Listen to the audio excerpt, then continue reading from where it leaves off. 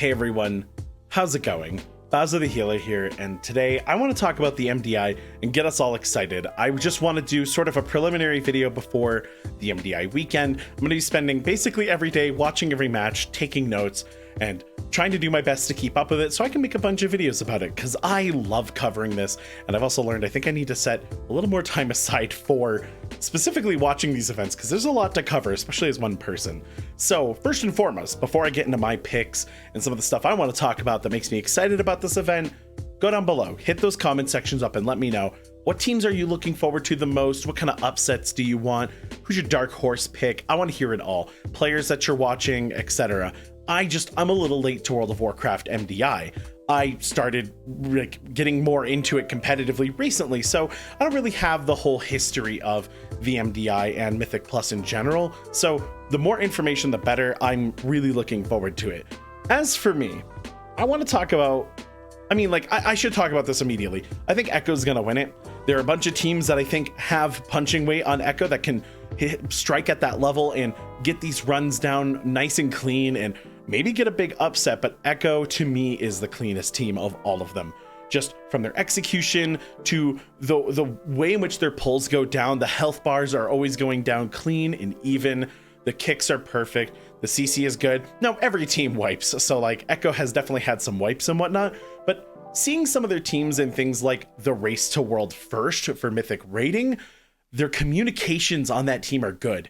And and I'm not sure who was doing what during the Race to World First, but I'll be the first to tell you, if people know how to shot call, it's probably Echo, because not only do they have something like, we've heard the Race to World First comms, but I can only assume after years of doing well in the MDI that all these players also know how to do it in this situation as well. So I'm really looking forward to how they play. I also been told, and I would love some confirmation of this, if you have like a specific match I should go watch from the history of MDI, but Echo tends to hold on to strategy. So I'm very curious as to what strategy they'll be bringing or what we haven't seen. It's perfectly normal bracket proceedings to hold back a strategy until you're at tournament day.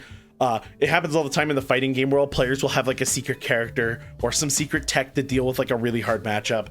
And once it's out, we all know we're all going to start doing it, right? So they have to be very secure about those things and not let people on to what they know. Again, lots of other teams here have punching weight on Echo. So I feel like this season might be more competitive than anything I've seen before. Now, granted, I haven't seen too much. I watched very casually back in Shadowlands as I was still learning the game and getting my feet wet in general. So my underdog pick, my dark horse, it's got to be Cheese. So yes, they stole my heart with that Algathar run. Yes, you've probably seen the video. I love them. But it was the last stand that got me. I'm going to throw on screen right now some Super Monkey Ball footage. This is a PB of mine in a very cursed category. This run you're watching, thousands of attempts, right? Like I don't want to tell you how many times I've played these levels in various categories, in practice mode, just grinding out trick after trick, jump after jump. Now, teams get to do this sort of practice, and then they have to have a strategy for tournament day, right? Where you only get one run and you got to make it count. Okay, so on the flip side, the last stand is a tournament that is sort of more like traditional speed running, where you just grind out the best run you can. And similar to those like world record crushing weekends where like players will get together trying to beat like a world record for a game.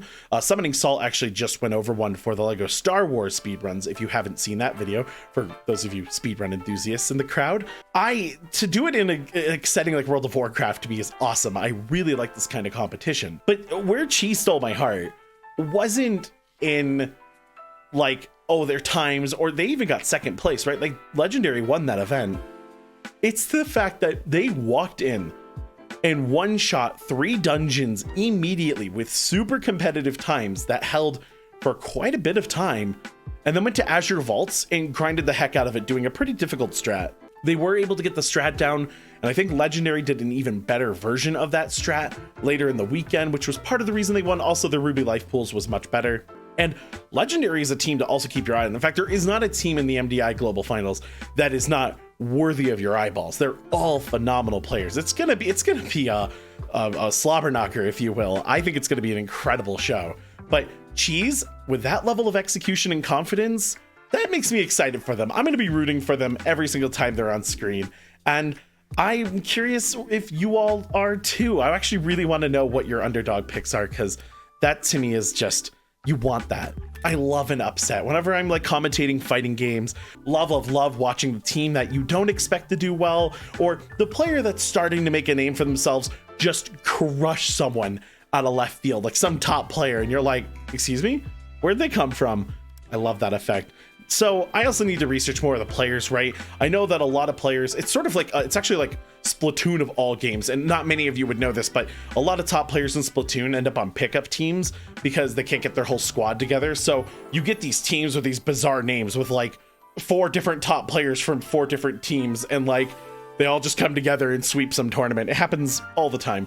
So I'm curious as to how many of these top players have jumped around from team to team to group, just based on playstyle or who they're currently hanging out with. And I don't know enough about that, so that's going to be for me to research soon. But this video was just to get us all a little hype and start the conversation. I want to know from all of you as well, what do you want me to cover, right? This weekend's going to happen. I'm going to read all the comments. I want to know, like, do you want to see more healing perspectives? Do you want me to break down more runs? How do you want me to cover this? This is still so new to me. I'm of course going to cover the most interesting runs that I can find myself.